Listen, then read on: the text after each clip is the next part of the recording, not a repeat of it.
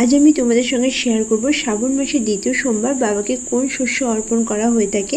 শ্রাবণ মাসের 4টে সোমবারই বাবাকে কোনো না কোনো বিশেষ শস্য অর্পণ করা হয়ে। শ্রাবণ মাসের দ্বিতীয় সোমবার বাবাকে তিল অর্পণ করা হয়ে থাকে।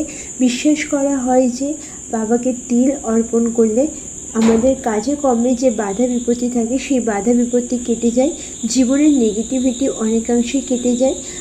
যদি কোনো কাজ বহুদিন থেকে আমরা চেষ্টা করার পরও না করতে পারি, সেই কাজের সফলতা এসে যায়, এগুলো বিশ্বাস করা হয়। আরও বিশ্বাস করা হয় যে আসন্ন বিপদ থেকে আমরা রক্ষা পাই বাবাকে কালো তিল অর্পণ করলে।